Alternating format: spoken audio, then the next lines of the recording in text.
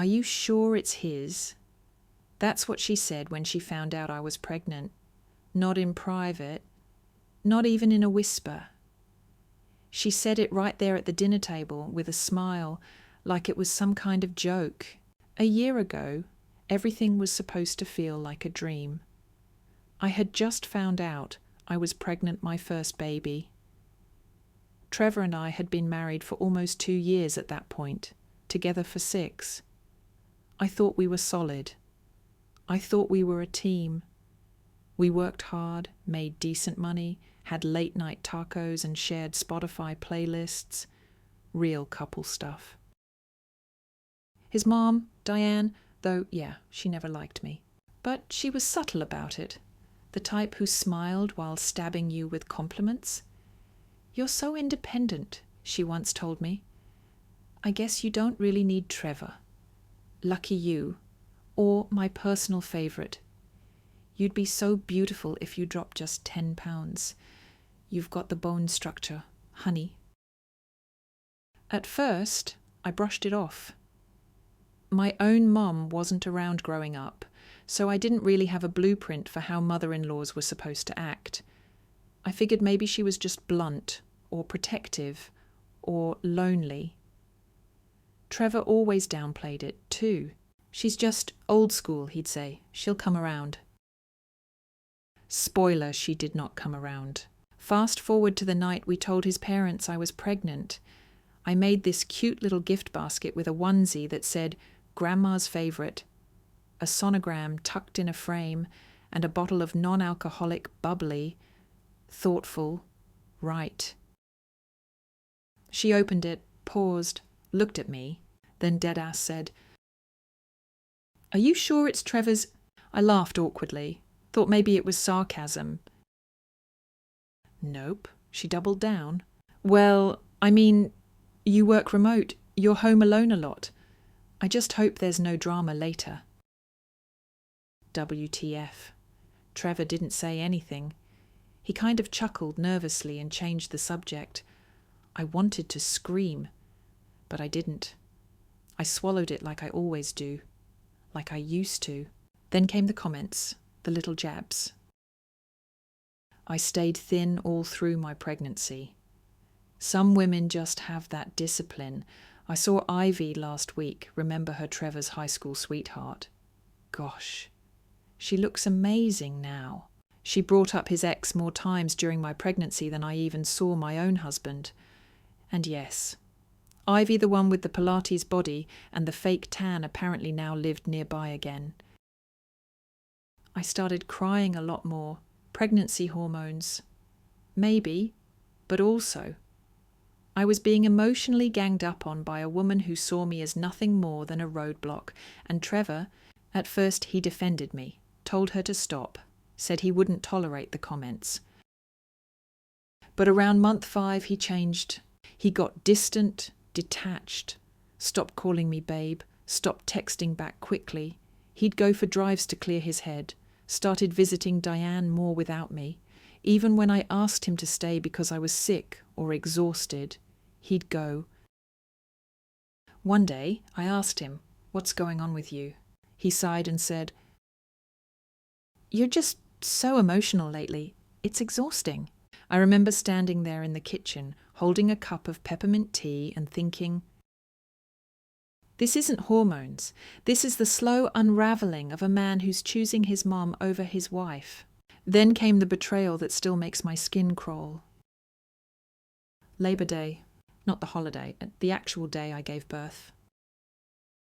I told Trevor I didn't want Diane in the delivery room. He knew that. I said it clearly, but he looked me in the eye and said, "If my mom can't be there, then I won't be either."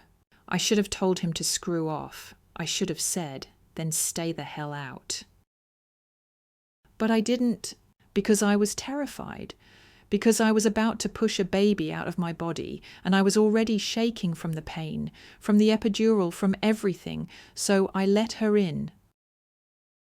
She stood there like a damn queen, barking suggestions to the nurses like she owned the hospital.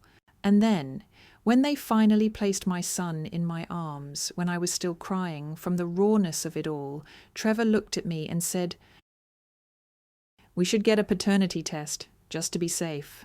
Yep, that happened. I remember blinking. My body was still shaking from labour. My legs were numb. I had just met my son for the first time, and this man I married, was already accusing me of cheating. I couldn't even speak.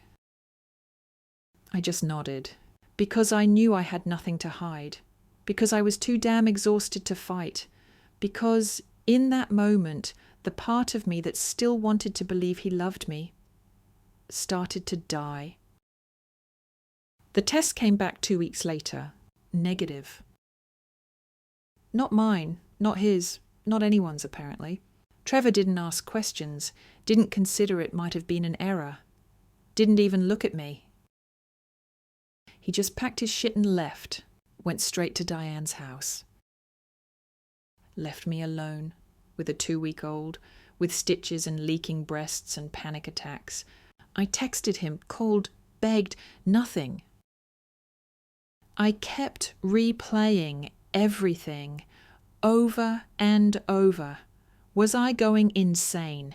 Did I black out, cheat? Was there a lab error? Was I being gaslit? The silence from him said it all. That brings us to last week, the week I finally snapped. And that's when everything changed. Part 2, she laughed, and that was her mistake. Last week, I did something I hadn't done in a while. I called Diane. Yeah, I know. But Trevor still wasn't answering my texts. I'd been left completely in the dark for weeks. Alone. With a baby I was told might not even be his, based on a test I now couldn't trust. I had this boiling feeling in my gut that something wasn't right. You know when your instincts scream at you that the story you've been fed is complete bullshit. That was me. So I picked up the phone and called her, hands shaking at my baby crying in the background. The second she picked up, I didn't even say hi. I just asked, "Where is Trevor?" She laughed. I swear to God she laughed. This cold little chuckle, like she'd been waiting for me to crack. "He's not home," she said, "and honestly, you deserve what you got." I just stood there, stunned. My knees literally gave out. I sat on the kitchen floor and held my baby tighter. I was done. Like, done.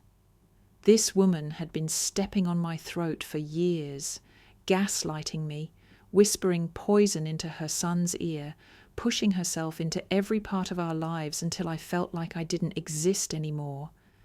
And now she was laughing at me, mocking me. After her son left me postpartum with 0 warning. Nah, fuck that. I took a breath. My voice was shaking, but I said it anyway. I don't know what you think I did, but I never cheated. That test was wrong.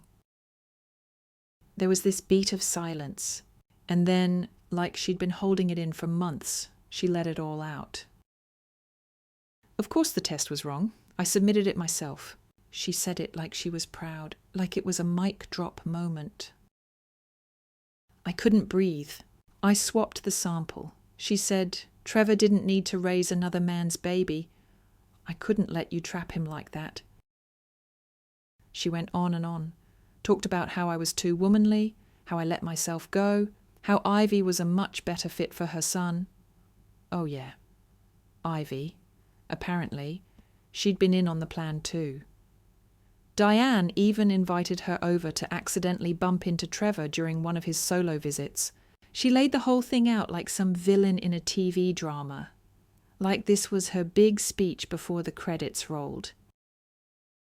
And I just sat there, numb, angry, heart racing, my baby in my lap, looking up at me like I was the only safe thing in his world. That was the exact second I knew. This wasn't going to be one of those stories where the wife cries herself to sleep for years and slowly fades into depression. Nope. This was going to be one of those stories where the wife wakes the hell up and starts swinging back. That night, I texted Trevor. No more begging. No more nice wife energy. Your mom confessed. She tampered with the test. Ask her. Or don't. I don't care anymore. Then I went cold. Blocked him. Blocked her. Got on the phone and made an appointment for a real paternity test. One I would oversee myself. I also called a lawyer. My friend Katie, co-worker, not even that close, came over the next day because I told her a little of what was going on. I'd never been more grateful in my life. She showed up with coffee, snacks, and zero judgment. I showed her the original post I'd written online about what happened. I didn't have the energy to explain it all out loud again. I was exhausted physically, emotionally, spiritually, like I'd aged 20 years in 3 weeks. She read it, looked at me, and said, "Jesus, this is abuse." She stayed, held the baby while I showered, cleaned up around the house. She even stayed overnight so I could sleep a few hours straight. We weren't best friends before, but that woman became a damn sister to me after that. When the test results came back 100% match. Trevor is the father. No surprise to me. I never doubted it. Not once. But the validation, it hit like a thunderclap. And I wasn't going to waste it. 2 days later, Trevor showed up. Early morning, I was still in pyjamas, hair in a bun, baby spit up on my shoulder. He looked like shitbags under his eyes, scruffy face, like he hadn't slept in days. He didn't even knock right, he just sort of stood there and tapped on the door like a guilty teenager. I opened it, didn't say a word. He looked at me, then looked down at the baby in my arms. Then he broke, started sobbing, like chest heaving, snot dripping crying. It would have been pitiful if I hadn't been so goddamn furious. He asked if he could hold our son. I said no. He didn't argue. We sat down in the living room, and I hit record on my phone. Thank you to the person online who suggested that genius. And he talked, said he got my text, said he wanted to believe it was all a lie, but Diane told him I was trying to trap him, that I was too emotional and trying to isolate him from his real family, that she knew I was sleeping around. He said he'd confronted her after my text, that his dad finally stepped in and told the truth. Confirmed it all. The fake test. The nephew at the lab. The manipulation. Apparently, Diane had cooked this whole thing up from the moment we announced the pregnancy. She brought Ivy back into the picture, made Trevor feel like I was lying to him, even encouraged the two of them to meet up just to talk.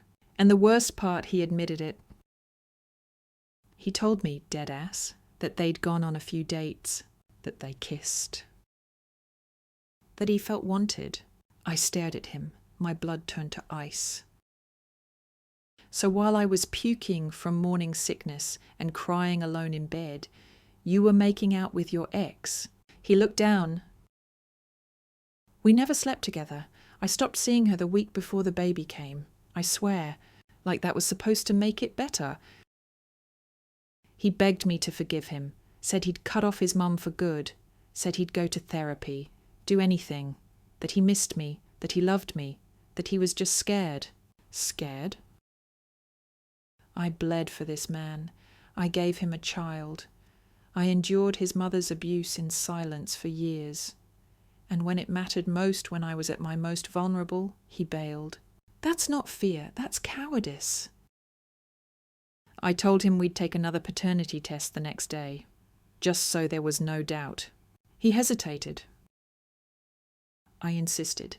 The results came back a week later. Of course, he's the dad. 99.99999%. By then, the divorce papers were already drafted. I served him while handing over the results, straight-faced, no emotion. He cried again, asked for one last chance, suggested we go to counselling, rebuild slowly. I told him no.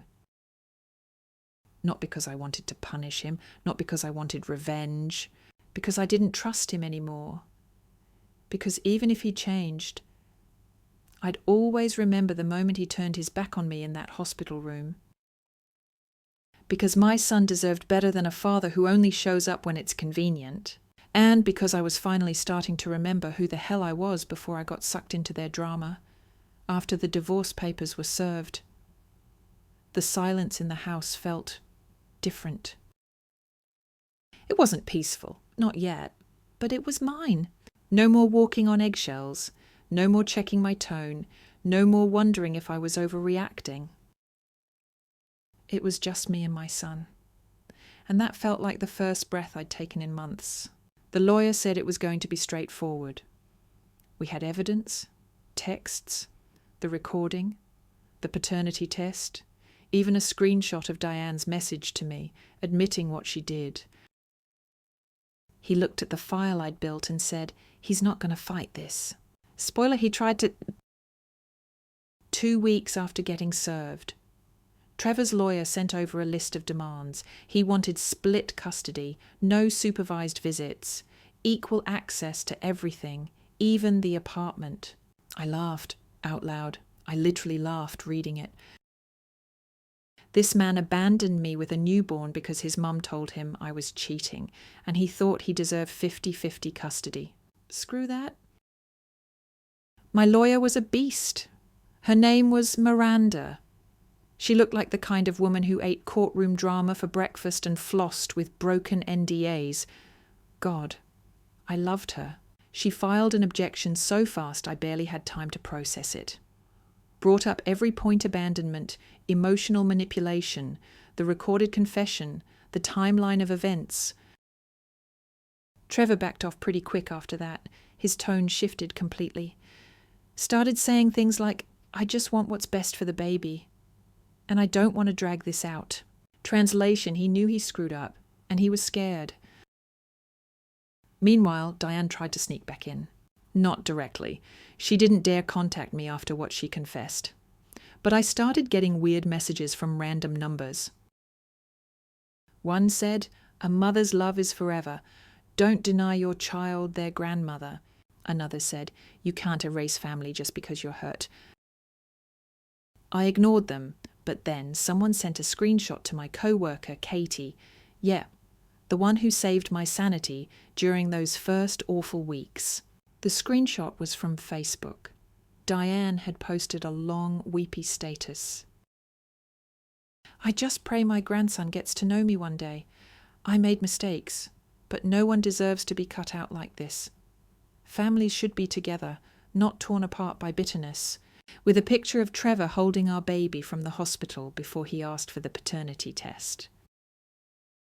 She really used that photo, the one from that day. I saw red.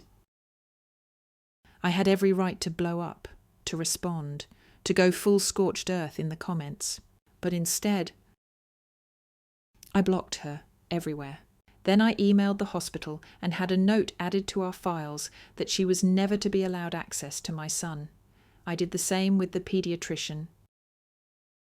You want to post your sad little stories online, go ahead. But you don't get to rewrite what happened. And you sure as hell don't get to be part of my baby's life after what you did. That weekend, something unexpected happened. Trevor's dad called me. Now let me be clear, I never had an issue with him. Quiet guy. Didn't talk much. Always seemed like he was somewhere else mentally. Like he was just surviving marriage to Diane. He called and said, I just wanted to say I'm sorry. I was silent. He continued, I should have said something earlier. I knew what she was doing. I saw the way she talked about you. I didn't agree with it. But I didn't stop it. That's on me. It was weirdly honest. I told him I appreciated the apology, that it didn't fix things, but it mattered. He said he was thinking of leaving Diane, that he'd had enough, that she'd been manipulating him for years. too, that maybe now was finally the time to walk. And I believed him. Because you could hear it in his voice when the tired and the fed up, the kind of pain you don't fake. We haven't talked since. But I hope he did it. I hope he got out.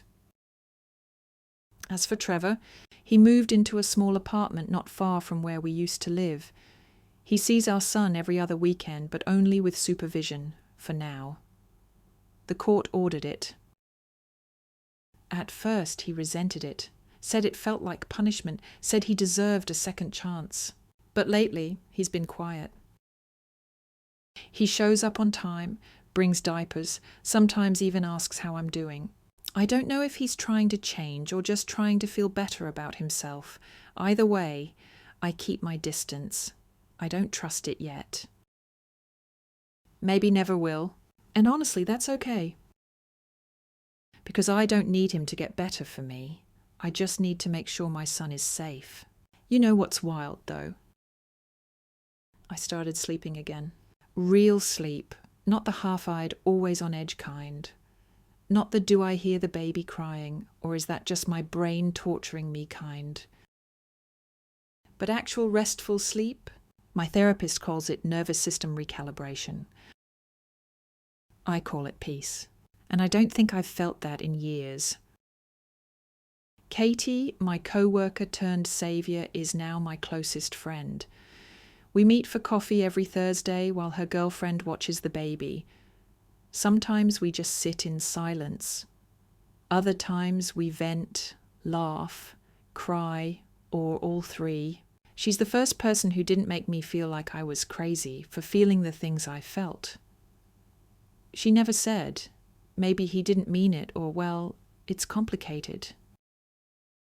She just listened. If you've ever been on the edge, barely hanging on, with spit up on your shirt and betrayal in your bones, find yourself a Katie. She won't fix everything, but she'll hold your hand while you do.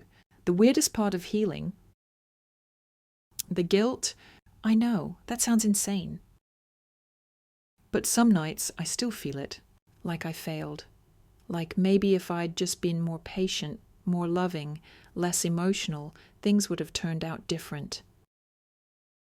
That voice in my head, yeah, that's Diane, that's Trevor, that's every gaslight I ever swallowed without flinching. But then I look at my son. And I remember the night Trevor walked out. The silence, the way the air left the room, the weight on my chest. And I remind myself, I didn't fail, I survived. And now I'm building something stronger. 2 months after the divorce papers were signed, I got a letter from Diane. A real one, like pen on paper, envelope in the mailbox type of letter. No return address, but the handwriting was hers, fancy cursive, like she was trying to look dignified while sending emotional garbage wrapped in stationery. I didn't open it right away. I stared at it for a while, thought about burning it, or mailing it back with return to sender, get therapy stamped in lipstick. But curiosity got me, so I opened it. Big mistake. It was 5 pages long, full of half-assed apologies and twisted justifications. I only did what I thought was best for my son. You have to understand, I've watched women ruin men before. You seemed unstable, and I couldn't trust someone so emotional with my grandchild.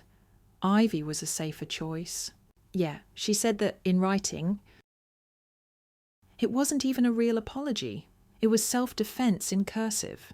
I didn't respond. I didn't have to. Just knowing she sat down and wrote 5 pages to explain why emotionally tormenting a new mother was reasonable. That was enough proof that this woman was out of her damn mind. But here's where things started getting interesting, because karma doesn't always come like thunder. Sometimes it creeps in slow, quiet, barefoot. Turns out Diane's respectable little social life, her charity board, her garden club, her Facebook group full of faux spiritual suburban mums wasn't as ironclad as she thought. Because surprise people talk, and apparently people read too. One of Diane's acquaintances saw my post, the original one I'd written and then updated. It had gone semi-viral by then. Hundreds of thousands of views. They put 2 and 2 together timelines, names. The photo she posted publicly of Trevor holding the baby. It didn't take much. Then someone from her wine and cheese book club left a comment under the post. I think I know this woman's mother-in-law. If it's who I think, she just got booted from our community board for yelling at a teen librarian about biased baby books. That gave me life. Not because I care what Facebook moms think of her, but because it meant people saw her now. Not the classy, pearl-wearing matriarch she pretended to be, but the controlling, manipulative woman who forged paternity test results because she didn't like who her son married. She became a cautionary tale in her own backyard. I didn't gloat. Okay, maybe I smiled just a little. But I didn't go after her, didn't write a follow-up post naming her directly, didn't tag her in anything. Because the truth was enough. The truth already made its way around. Meanwhile, I was trying to piece my life together again. And it's weird how grief shows up in the quiet. It wasn't just losing Trevor, or the image of our life together. It was everything I poured into being a good wife that now felt wasted. The nights I stayed up with spreadsheets and job stuff just so I could be present on weekends.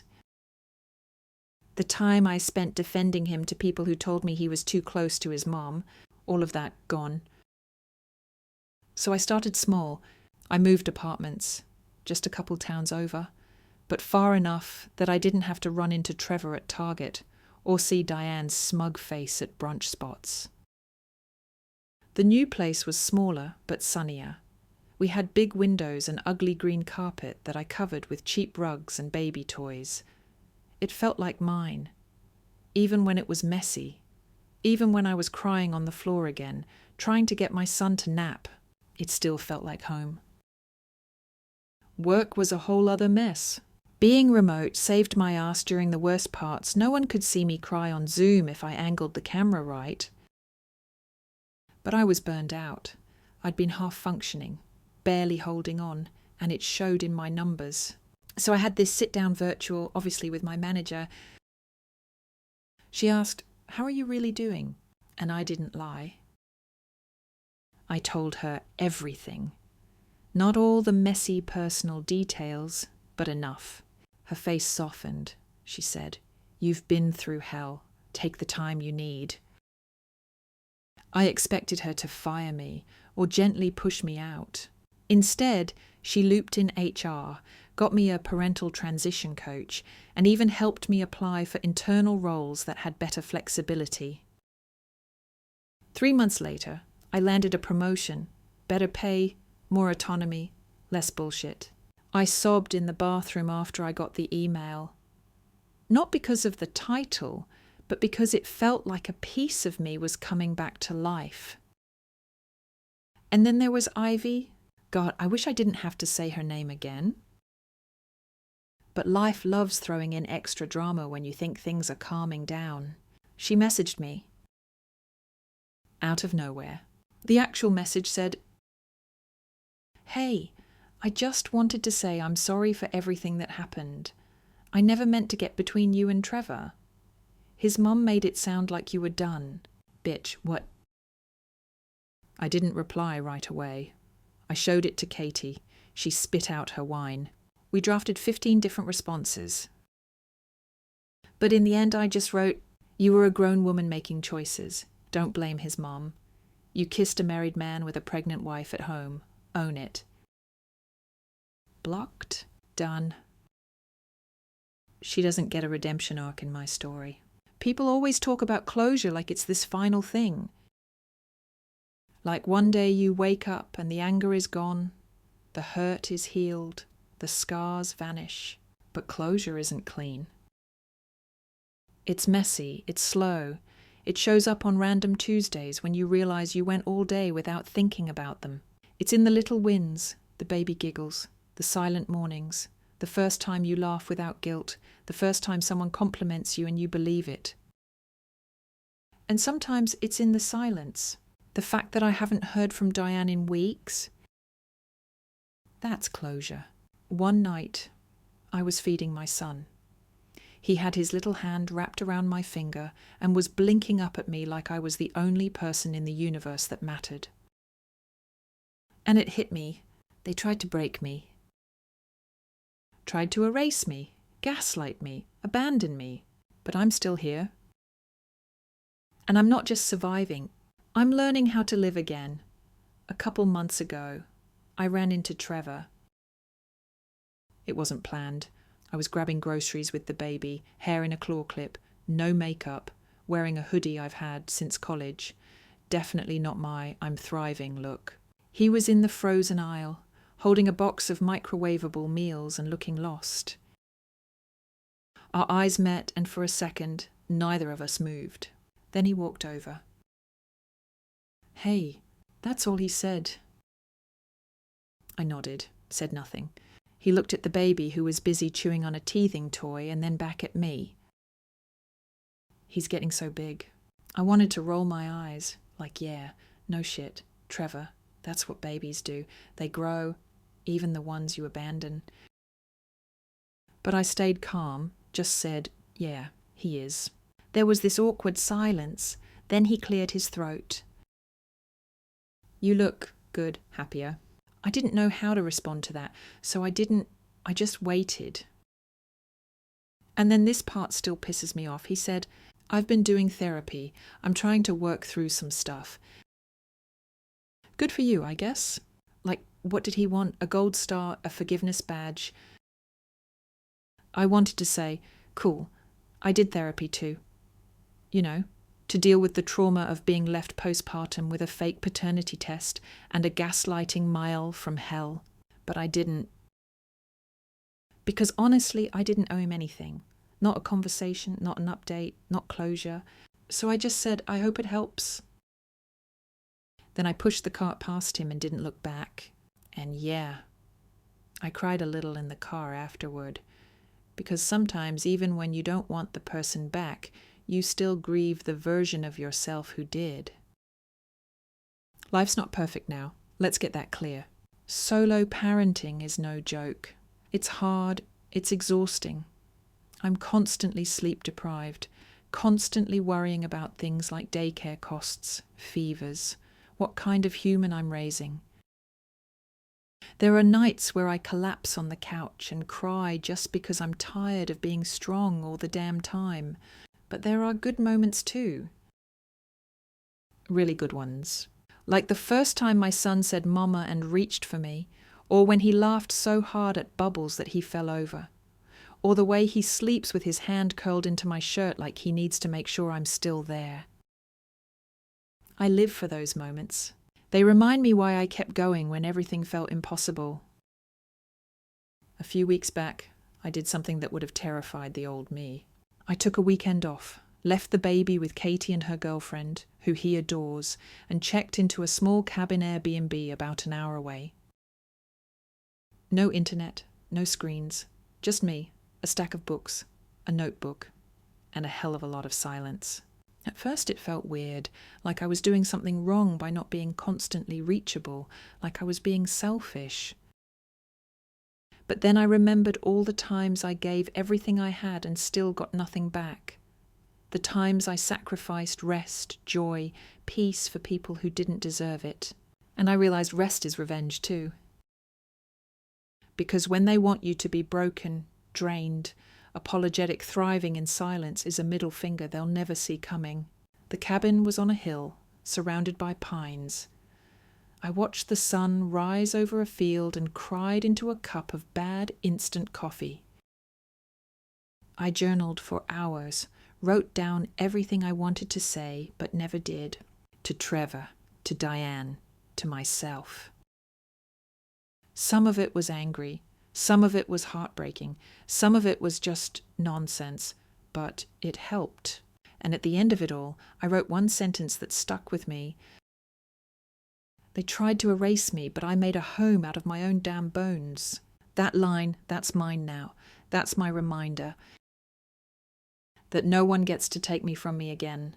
Back home, things started falling into place in ways I never expected. My job, remember the promotion, turned into a real turning point. I started mentoring junior team members, and one of them told me, "You always make it feel okay to mess up, like we're still growing." That hit deep, because no one did that for me when I was drowning. And it made me think, maybe I'm not just healing for myself. Maybe part of this story is about making sure other people don't feel as alone as I did. So I started a blog. Nothing fancy. Just little posts about navigating life post-divorce, motherhood, boundaries, rebuilding after emotional chaos. I called it Reset, Reclaim, Repeat. Within a month, I had hundreds of readers, messages from strangers who said stuff like, "Your story sounds like mine. I left because of your blog. I didn't even know I was allowed to feel angry until I read your post. It floored me." Because I wasn't trying to be anyone's hero. I was just trying to survive. But maybe survival is contagious. One night, Katie and I were sitting on the floor of my apartment, surrounded by laundry and cold pizza, and she said, "You know, you're not the same person who called me crying in the dark with a newborn and no clue what to do." I laughed. "What? I've evolved." She nodded. "Yeah, you've gone full Phoenix mode." And I realized she was right. Not in some corny, I'm a brand new woman way. I still have my scars, my baggage, my nights where I spiral over small things. But I'm not scared anymore. Not of being alone. Not of being misunderstood. Not even of Diane. Speaking of Diane, I heard from Trevor that she moved. Apparently the social fallout got to her. Between being booted from her charity board and a few concerned neighbours leaking parts of my story, she couldn't keep up her little queen bee persona. She moved downstate, smaller town, lower profile. I almost felt bad. Almost, but then I remembered how she looked at me in that hospital room. How she smiled when she handed over my baby and said, "You sure he's yours?" And just like that, the pity disappeared. Actions have consequences. And her consequence is getting old and irrelevant in a town that doesn't know her name. As for Trevor, he shows up when he's supposed to now. He's trying. He even asked if we could try to co-parent more directly, fewer go-betweens, more open communication. I said I'd think about it, because here's the truth: I don't hate him. I don't wish him pain or ruin. I just don't need him anymore. That's the difference. Before, I bent my life around his mood swings and his mother's expectations. Now, I bend for no one.